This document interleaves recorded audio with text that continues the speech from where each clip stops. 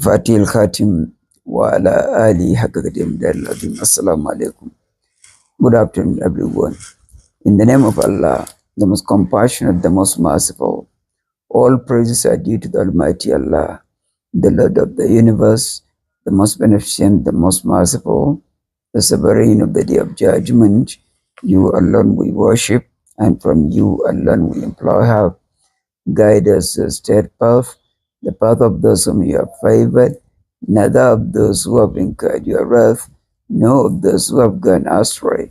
O Allah, maintain your praise persistently upon our chief and master Muhammad, the key to that which is closed, the seal to that which is past, the upholder of the truth by means of truth, the proper guide to your straight path, and upon his family according to his eminence and his great honor. Assalamu alaikum once again. Good afternoon, everyone. I am back on my series of lectures on the topic, the evolution and development of Caliphate across the history. If you can remember, in the last session, we were discussing the evolution of nations one after another, how the nation of Prophet Noah took the lead to evolve as a nation that received the divine communication through Prophet Noah, and how they rejected the message, and how he stayed amongst them for a period of 950 years, and how the turnout of the converts was very low, and how he was eventually informed that they will never believe anymore, and how they got destroyed and took their exit for them to provide a space for another nation to rise. That is why in the chapter of Surah Al-Arab, the Almighty Allah said, reminding the people of prophethood that you have come to take the place of an earlier nation that was destroyed.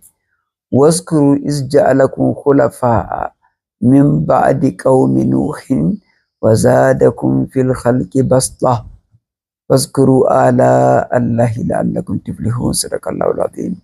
Remember when the Almighty Allah brought you to replace the nation of Prophet Noah, to take their place so as to be their caliphs, meaning for that is in the wider concept of caliphate, as we said earlier in our earlier sessions, that it is so wide that it accommodates the entire kingdom of creation.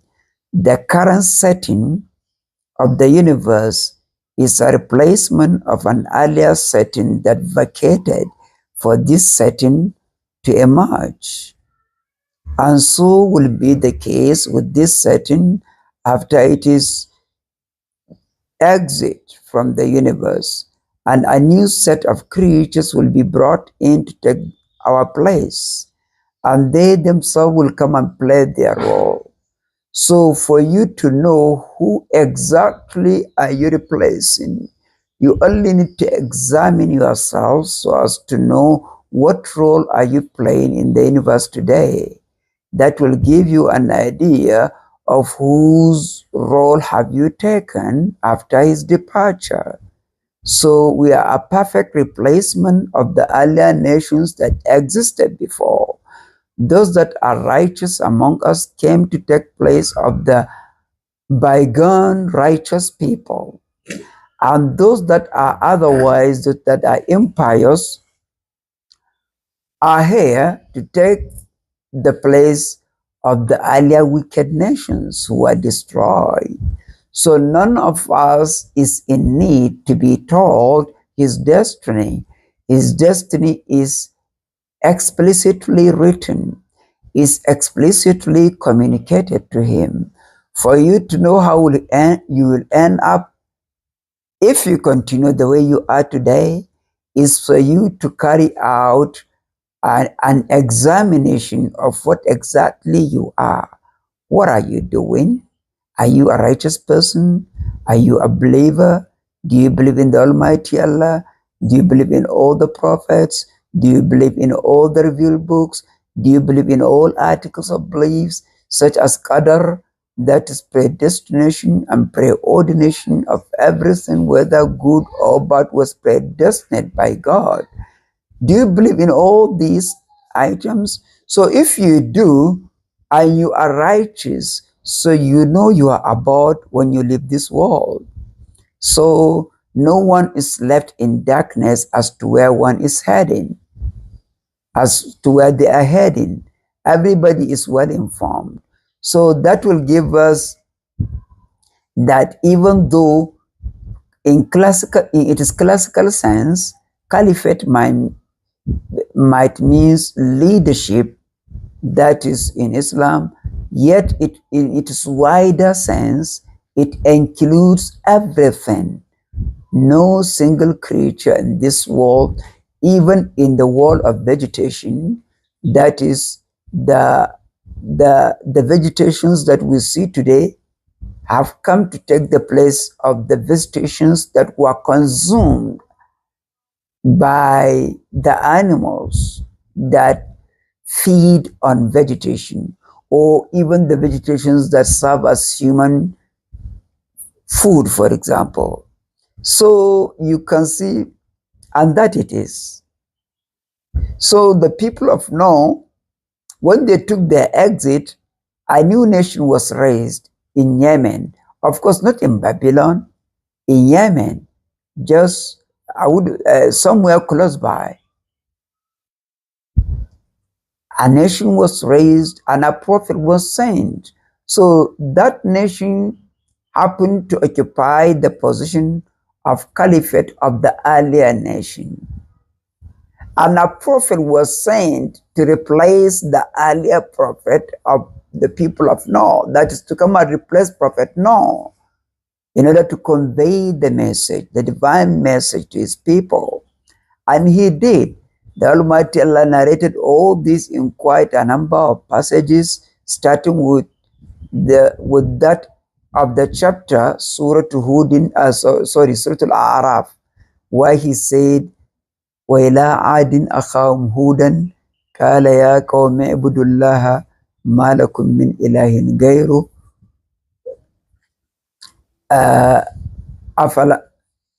أَفَلَا تَتَّقُونَ قَالَ الْمَلَأُ مِنْ قَوْمِهِ إِنَّا لَنَرَاكَ فِي سَفَاهَةٍ وَإِنَّا لَنَظُنُّكَ مِنَ الْكَاذِبِينَ قَالَ يَا قَوْمِ لَيْسَ بِي سَفَاهَةٌ وَلَكِنِّي رَسُولٌ مِّن رَّبِّ الْعَالَمِينَ أبلغكم رسالات نبي وأنا لكم ناصح أمين أو عجبتم أن جاءكم ذكر من ربكم على رجل منكم لينذركم واذكروا إذ جعلكم خلفاء من بعد قوم نوح وزادكم في الخلق بسطة واذكروا آلاء الله لعلكم تفلحون صدق الله العظيم. Almighty Allah said, call to remembrance, that is, to the people of Ad, we sent their brother Hud alayhi salam. When he conveyed the message to them, he addressed them saying, O my people, Ubudullah, worship the Almighty Allah, ma lakum min ilahin ghayru, beside whom you have no any other deity. There is no any other God beside him. So worship him. Won't you exercise piety? Won't you be pious at least for once? Won't you fear the Almighty Allah? As usual, just as in the case of the people of Prophet Noah, it was the elite class of his people that responded when he first and foremost approached them with the divine message. So this happened to be the pattern of all nations. Whenever a divine message was conveyed to them, it is the elite class that will respond to the message, that will first respond by saying, Inna lanaraka fi safahatin wa inna lanadhunnuka min al-kadhibin. Certainly, for us, you represent nothing but foolishness. For us, you are a representation of foolishness, we see that you are characterized by foolishness. في سفاهة وإنا لنظنك من الكاذبين. And certainly, to the best of our opinion, we think you are a liar. Then how did he respond to these charges of the unbelievers? What did he say? قال يا قوم ليس بي سفاهة ولكني رسول من رب العالمين. He said, oh my people, you have got it wrong. I have nothing to do with foolishness at all. Far, far from it. ولكني رسول من رب العالمين. I only am an apostle from the Lord of the universe. Here we can draw quite a number of lessons from this communication of prophethood. First and foremost, he should have been provoked because of the insultive words of his people.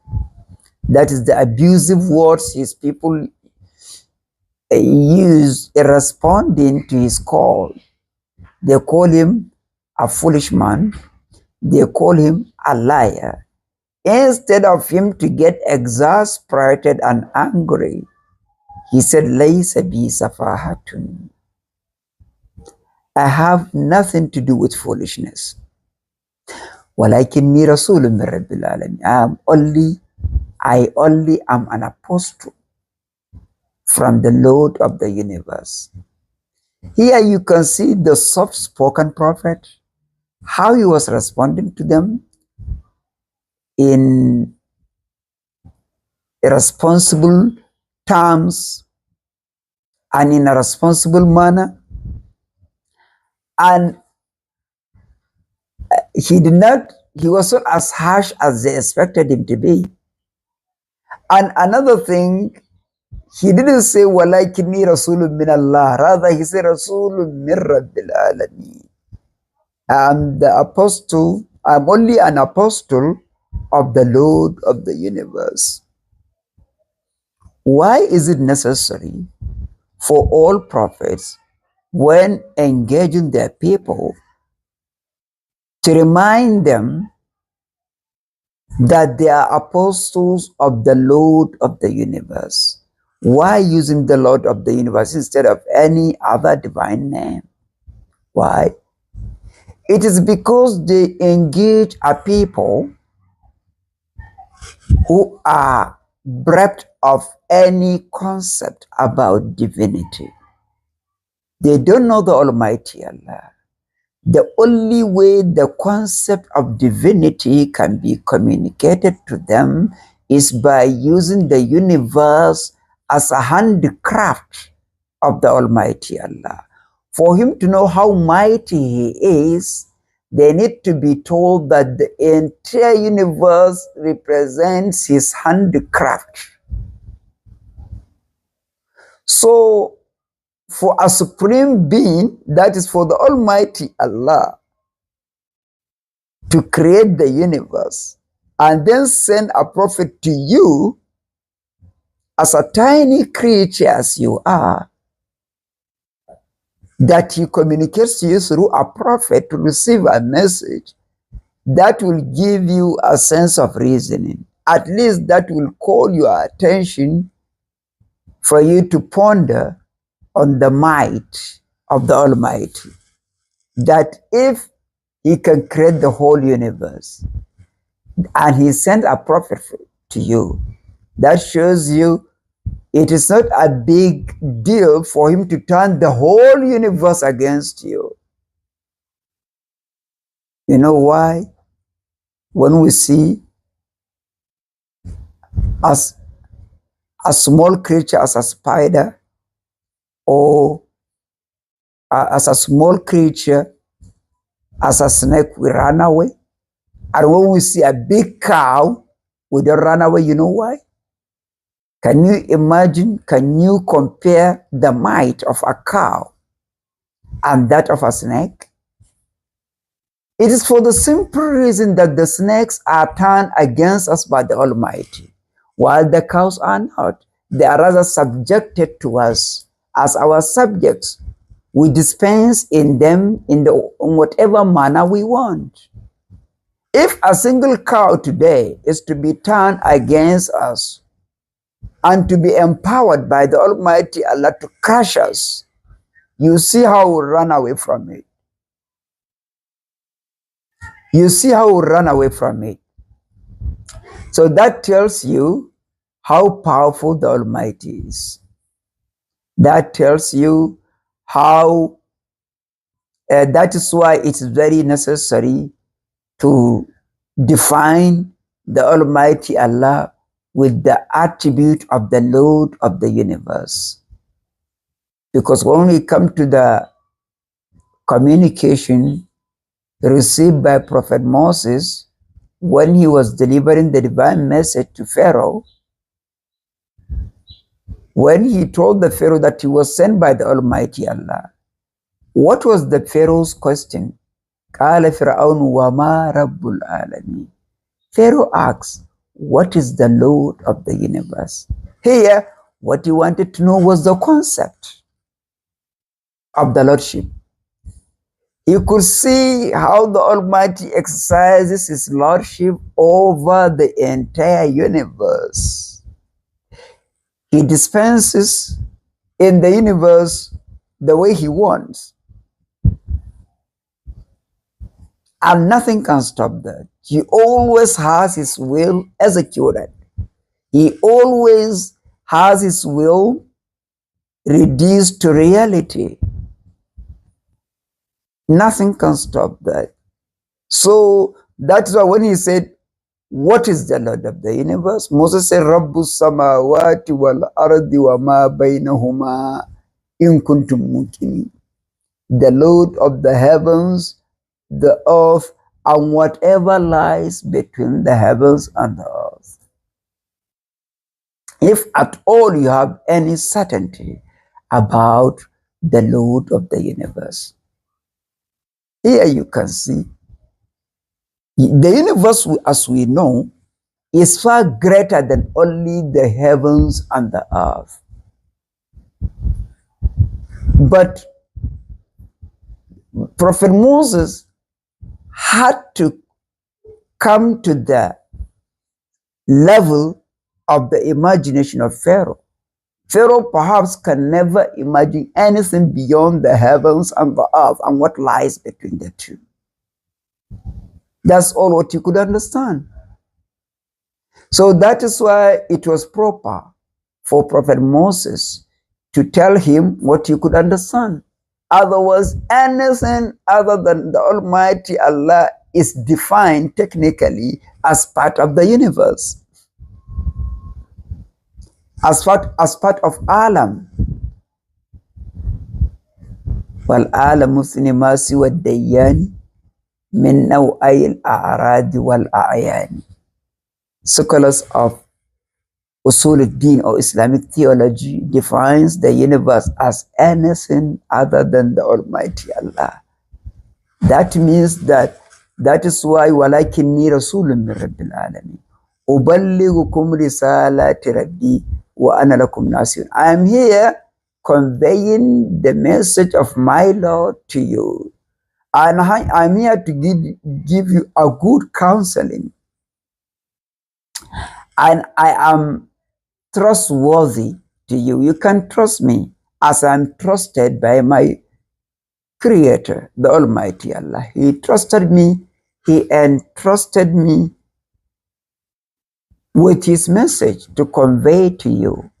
If I were not trustworthy, He wouldn't have sent me to you.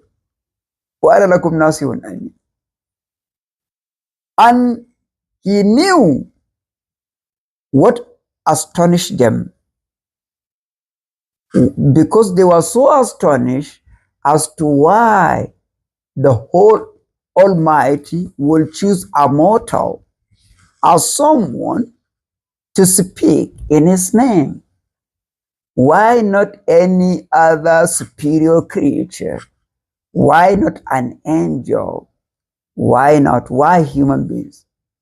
That is why for him to clarify this, he said, Awa ajibtum an ja'akum zikrun min rabbikum ala rajulin minkum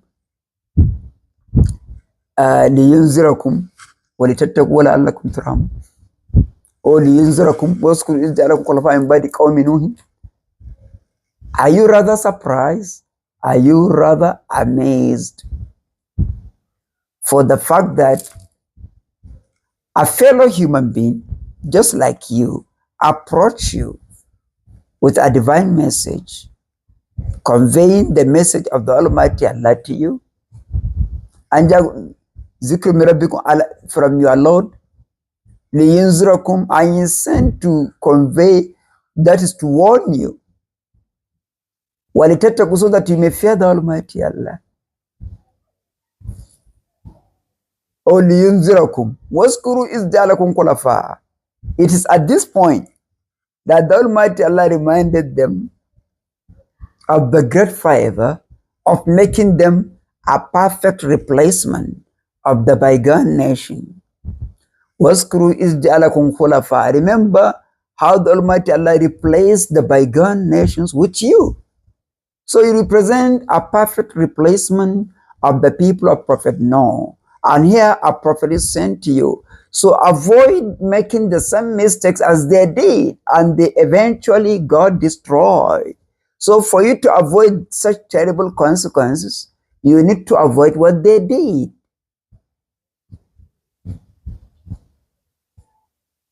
Waskuru iz ja'alakum khulafa'a min ba'di qawmi Nuhin wa zadakum fil khalqi basta. Remember when he makes you